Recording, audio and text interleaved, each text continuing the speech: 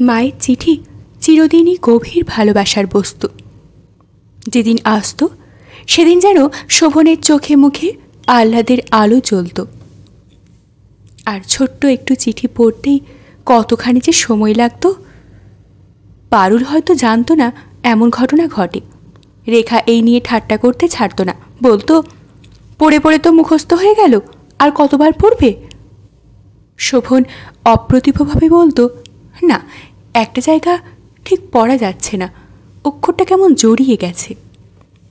রেখা চোস্ত গলায় বলতো, অক্ষর জড়িয়ে যাবার কোনো প্রশ্নই নেই, তোমার মার হাতের লেখা তো ছাপার অক্ষরের মতো।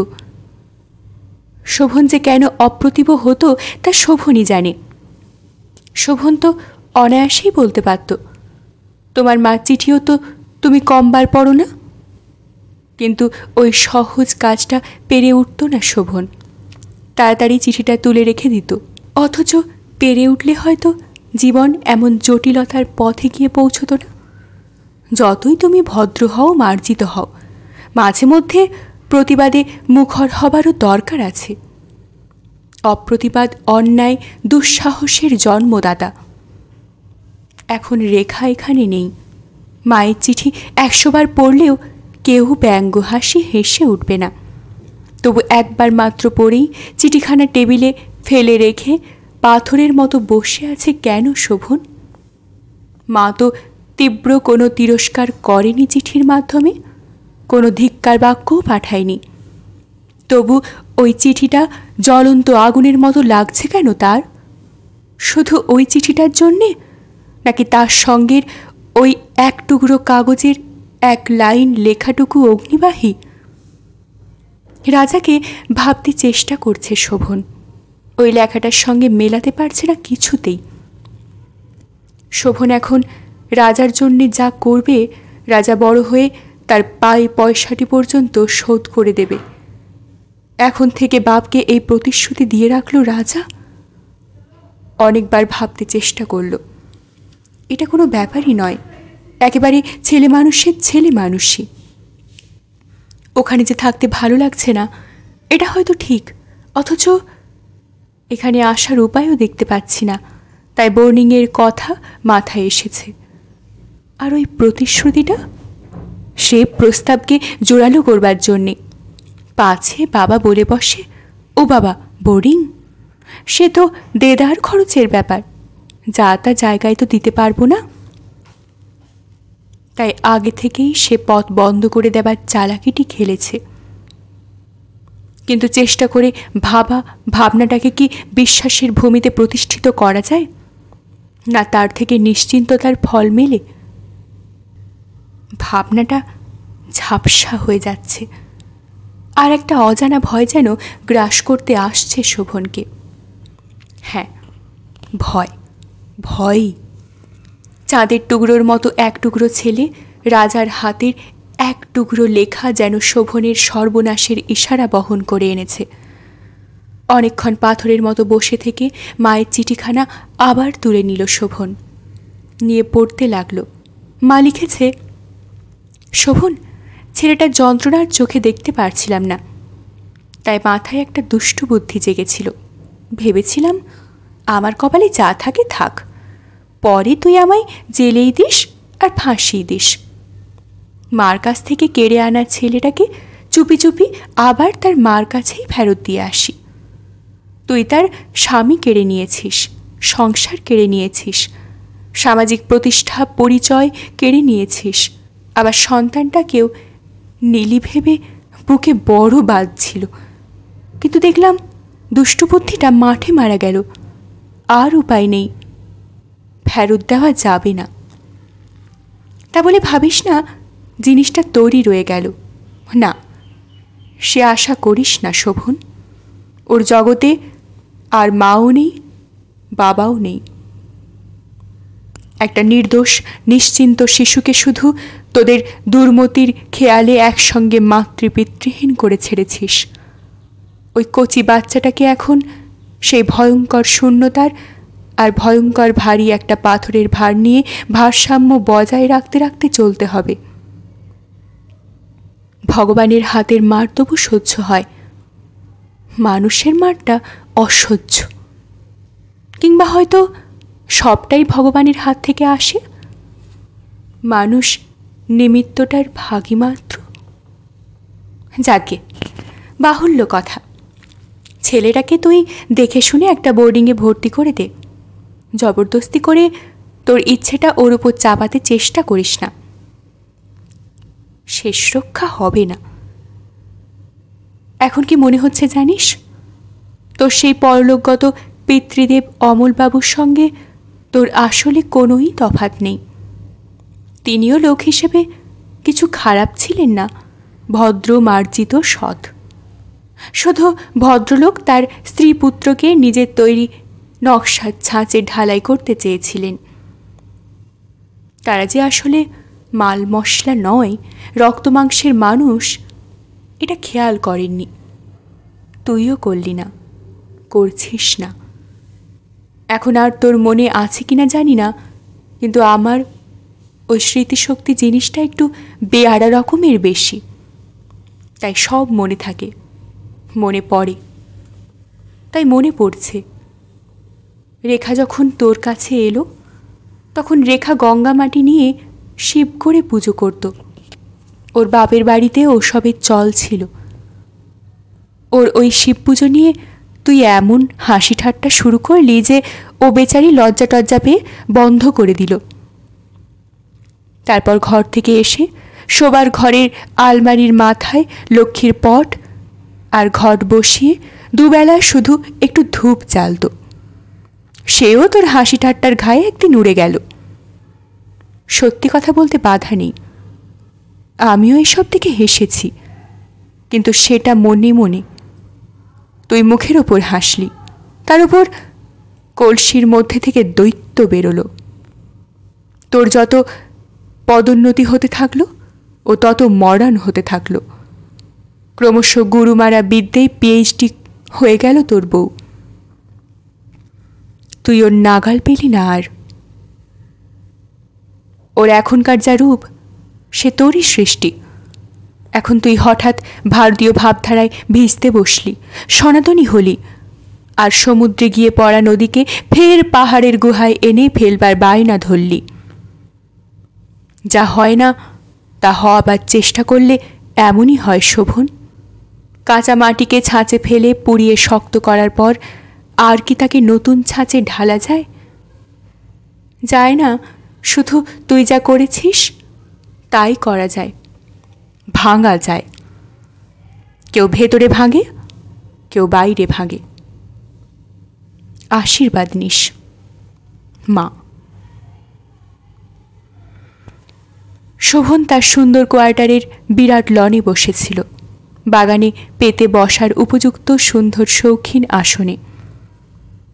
শোভনের পরনে দামি টেরিলিন ট্রাউজার, হালকা ফাইন নাইলনের বুশ শার্ট, পায়ের চটিটাতে পর্যন্ত আভিজাত্যের ছাপ।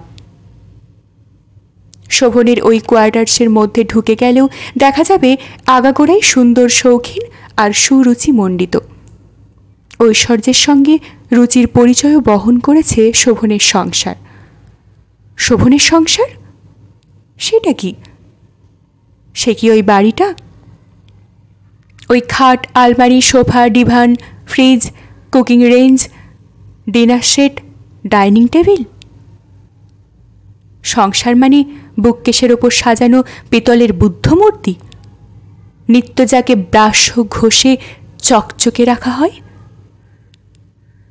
দেয়ালে টাঙানো নেপালি ঢাল, বারান্দায় ঝোলানো অর্কিড, জানলায় বসানো ক্যাকটাসের বৈচিত্র্য? তাহলে অবশ্যই বলতে হয় শোভনের সংসার যথাযথই বজায় আছে। কারণ শোভনের সংসারে একাধিক সুদক্ষ ভৃত্য আছে, যাদের দক্ষতার শিক্ষা দিয়ে গেছে একদা সুদক্ষ গৃহিণী। শোভন যদি পূর্ব অভ্যাসে একটা পার্টি দেয়, তাহলে সুব্যবস্থার এতটুকু চির পাবে না। তৎসত্ত্বেও যদি অতিথিরা মনে মনে ভাবে শ্মশানের ভূমিতে নেমন্তন্ন খেতে গেলাম কেন আমরা, তাহলে বলার কিছু নেই। বসে থাকতে থাকতে একসময় বয় এসে প্রশ্ন করল, সাহেবের চাটা এখানেই আনা হবে কি না? কর্মস্থল থেকে ফিরে শোভন যে বেশ পরিবর্তন করেনি। এসেই লেটার বক্সের চাবি খুলেছে, সেটা সে দেখেছে। ওদের মহলে সাহেব এবং মেম সাহেবকে নিয়ে যেসব আলোচনা হয়, ভাগ্যিস সাহেবের কর্ণগোচর হয় না। শোভন বলল, না, ভেতরে যাচ্ছি। তারপর একসময় ভেতরে এলো। শোভনের কাছে একটা ফুলের মতো মেয়ে আর দেবদূতের মতো ছেলে ছুটে এলো না। বাপি, আজ তোমার এত দেরি হলো কেন? বলে অনুযোগ করল না, শুধু যেন সমস্ত পরিবেশটাই মৌন গম্ভীর একটা অভিযোগের মূর্তিতে তাকিয়ে বসে আছে। আজ বাতাসও কি অসহযোগিতা করছে? পর্দাগুলো উঠছে না কেন? টেবিল ঢাকার কোণগুলো, ওগুলো এলোমেলো উড়লেও যেন মনে হয় কোথাও কোনোখানি প্রাণী স্পন্দন আছে। 2-3টে ঘর চাবি বন্ধ আছে, মগনলাল খোলে, আবার ঝাড়া মোছা করে বন্ধ করে দেয়। আচ্ছা, বাড়িটা কি হঠাৎ অনেক বড় হয়ে গেল? রেখা যে কেবলই বলতো আর একখানা ঘর বেশি থাকলে বাড়িটা সত্যিই আইডিয়াল হতো। তার মানে জায়গায় কিছু ঘাটতি পড়েছিল। শোভন এটা প্রত্যক্ষভাবে অনুভব না করলেও এমনিই অনুভব করত, সত্যি সবটাই ভরা ভর্তি। 2-1টা মাত্র মানুষের উপস্থিতি অনুপস্থিতিতে এত বিরাট পার্থক্য ঘটে। শোভন তো যে সে কেরানিবাবু নয় যে মন লাগছে না বলে কিছু না খেয়ে শুয়ে পড়ে থাকবে। শোভনকে ভৃত্যবর্গের কাছে সাহেবের সম্মানটা অক্ষুণ্ণ রাখতে হবে। চায়ের পর্ব মিটিয়ে শোভন সামনের একটা ঘরের দরজা খুলল, পর্দা সরিয়ে দরজায় দাঁড়ালো। এটা ওদের 2 ভাই বোনের খেলার ঘর ছিল। দুজনের হলে ঘরের 12 আনা অবশ্য একজনের। তার দোলনা ঘোড়া, তার রেলগাড়ি, মোটর গাড়ি, উড়োজাহাজ, তার কুকুর, খরগোশ, হাতি, পাখি আর বহু বর্ণের, বহু মাপের, বহু বৈচিত্র্যময় পুতুলের মেলা। আচ্ছা, কুকুর ওই পুতুলগুলোকে নিয়ে যায়নি কেন রেখা? রেখা কি নির্মম? শোভন তো রাজার খেলবার বস্তুগুলো যতটা পেরেছে তার সঙ্গে দিয়ে এসেছে, যদিও সেগুলোর ব্যবহারের হাত পড়ছে না। গঙ্গার ধারে সেই বাড়িখানার একটা ঘরে বোঝাই হয়ে আছে, তবুও চোখের সামনে তো আছে। আর ওই পুতুলগুলো, ওদের আবার চোখ রয়েছে, বড় বড় বিস্ফারিত সব চোখ। ওই চোখগুলো মেলে ওরা শোভনের চোখের সামনে দাঁড়িয়ে আছে। পুতুলের চোখে কি দৃষ্টি থাকে? সে দৃষ্টিতে ব্যঞ্জনা থাকে, ভৎসনা থাকে, তীব্র, করুণ। শোভনের মনে হলো রয়েছে। শোভন যেন তীব্রতার সামনে থেকে তাড়াতাড়ি সরে এলো। শোভনের কোথায় যেন কি একটা অসহ্য হচ্ছিল, তাই শোভন ওই পুতুলের মালিককে চলে যেতে দিয়েছে।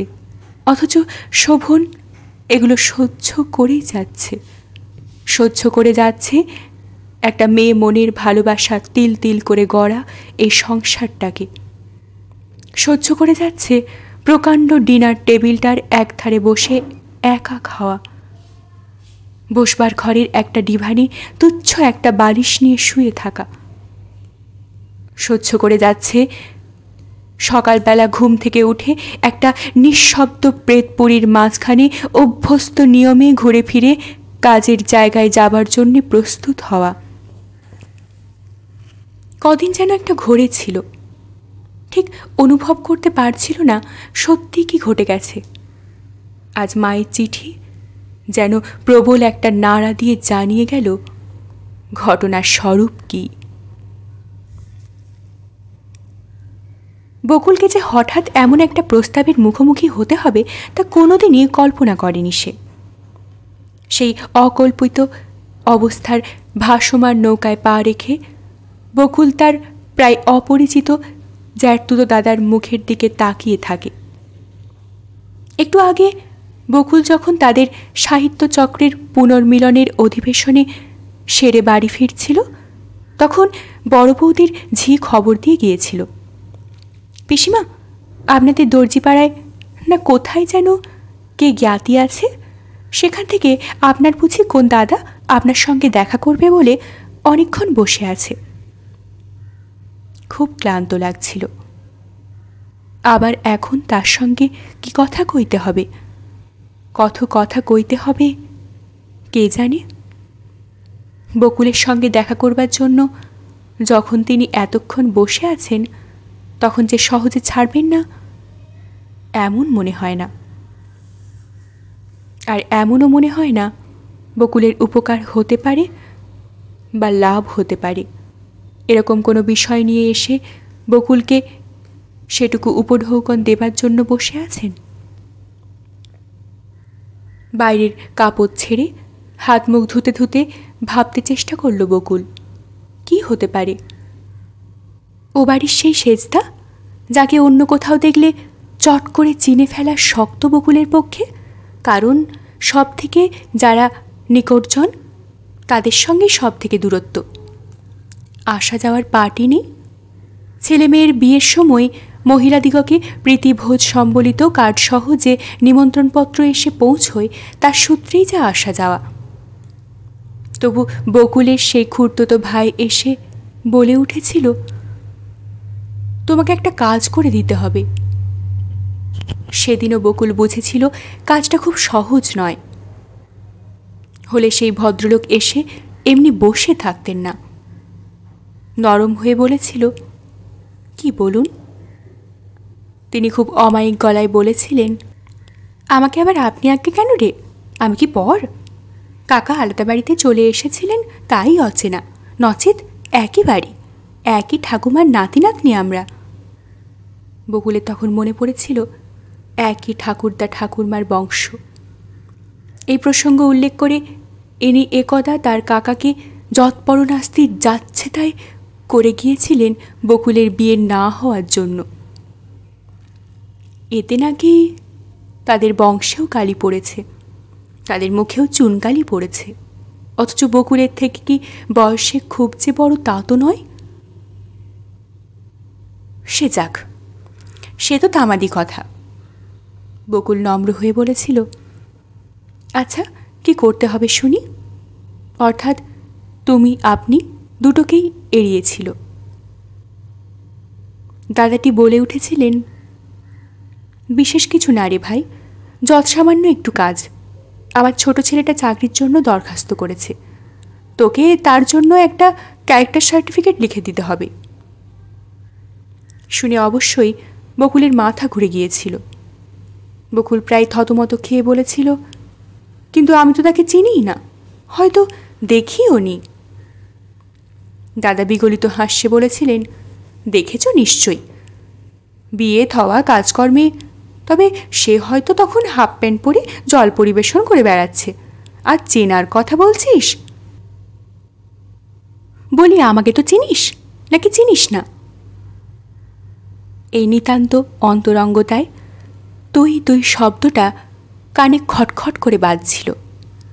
বকুল তাতে মনে মনে লজ্জিত হচ্ছিল। সত্যি তো, নিতান্ত আপনজন। এর বাবা আর আমার বাবা একই মাতৃগর্ভজাত। বকুল বলেছিল, আপনাকে চিনি না। কি যে বলেন, কিন্তু এখনকার ছেলেদের সম্পর্কে চট করে কিছু বলা তো মুশকিল। কি ধরনের বন্ধুদের সঙ্গে মেশে হয়তো আপনার নিজের ছেলেকে নিজেই ভালো করে চেনেন না সেজদা। সেজদা উদ্দীপ্ত হয়ে বলে উঠেছিল, কেউ এসে কিছু লাগিয়েছে বুঝি, কিন্তু আমি এই তোমায় বলে দিচ্ছি বকুল, রকে বসে বলেই সে রকবার ছেলে। নিজের বাড়ির রকে বসে, ছেলেবেলা থেকে যাদের সঙ্গে চেনা সেই ছেলেরা এসে গল্পগাছা করে এই পর্যন্ত। তারা যে যেমন হোক, আমার প্রভ্রাংশু সে জাতের নয়। সেজদা তার ছেলের জাতি সম্পর্কে নির্ভয়ে যত বড় সার্টিফিকেটই দিন, তাকে ফেরাতে হয়েছিল বকুলকে। বলেছিল একেবারে না চিনে এভাবে লিখ অসুবিধে বোধ করছি সেজদা। সেজদা অপমানাহত হয়েই চলে গিয়েছিলেন এবং বলে গিয়েছিলেন, বাইরের জগতে তোমার একটু নামডাক আছে বলেই বলতে এসেছিলাম, নইলে সেজ খুড়িমা আমাদের যেরকম অবজ্ঞার দৃষ্টিতে দেখতেন তাতে এ বাড়িতে পা দেবার কথা নয় আমাদের। অনামিকা অবাক হয়ে তাকিয়েছিলেন সেই ক্রোধারক্ত মুখের দিকে, আর ক্ষণপূর্বের বিগলিত হাস্যমুখটার সঙ্গে মেলাতে চেষ্টা করছিলেন। যাক, সেই তো এক ঘটনা ঘটে বসে আছে ও বাড়ির সঙ্গে। আবার কি, সেদিন ছোট বৌদি বলেছিল, লিখে দিলেই হলো বাপু, 2 লাইন। আপনার লোকের ছেলের একটু উপকার হতো, কোন উপকারই তো লাগি না। ছোটদা বলেছিল, না না, ও ঠিক করেছে, জানা নেই কিছু নেই, ক্যারেক্টার সার্টিফিকেট দিলেই হলো। এখনকার ছেলেরা তো দুধের দাঁত ভাঙবার আগেই পলিটিক্স করছে, কে কোন পার্টিতে ঢুকে বসে আছে কে জানে। বন্ধু বিচ্ছেদ হলো, এই আর কি, বলেছিল ছোট বৌদি। তখন শম্পা ছিল, তখন বিচ্ছেদ শব্দটার মানে জানতো না ছোট বৌদি, ওকেই বিচ্ছেদ বলেছিল। সে যাক, আজ আবার জ্যাঠামশাইয়ের ছেলে কোন পরিস্থিতিতে ফেলবেন কে জানে। তবু এটা ভাবেনি, এটা অভাবনীয়। ও বাড়ির বড়দা প্রস্তাব নিয়ে এসেছে। তোমার তো অনেক জানাশোনা, শুনলাম ম্যাজিশিয়ান অধিকারী তোমার খুব খাতির করে। আমার এই নাতনিটাকে যদি ওদের দলে ঢোকাবার একটু চান্স পাইয়ে দিতে পারো। বকুলের মনে হয়েছিল বাংলা কথা শুনছে না, যে ভাষা শুনছে তা বকুলের অবুদ্ধ। বকুল অবাক হয়ে প্রশ্ন করেছিল, কোন দলে? আহা, ওই ম্যাজিকের দলে। বকুল প্রায় অভিভূতের মতো কথা বলেছিল, ও ম্যাজিক জানে? আহা, ম্যাজিক না জানুক, ম্যাজিকের দলে অনেক মেয়েটে নেয় তো, সুন্দরী সুন্দরী মেয়েদের চাহিদা আছে। এই যে বেবির একটা ফটো সঙ্গে এনেছি, এটা তুমি দেখাবে। বড়দা পকেট থেকে একটি খাম বার করে তার থেকে সন্তর্পণে একখানি ফটো বার করে টেবিলে রাখেন। বকুল তুলে নেয় হাতে করে, চেয়ে দেখে ছবিটার দিকে। অনেকটা যেন তার দিদি চাঁপার মতো দেখতে, বংশের গড়ন থাকে, কাছে দূরে কোথাও কোথাও সেটা ধরা পড়ে। মেয়েটা যেন বড় বড় চোখে তাকিয়ে রয়েছে। ফটোটা তোলা ভালো হয়েছে। বকুল কি বলবে ভেবে না পেয়ে একটা অবান্তর কথা বলে বসে, কোনখান থেকে তুলিয়েছেন ফটোটা? ভারত স্টুডিও থেকে।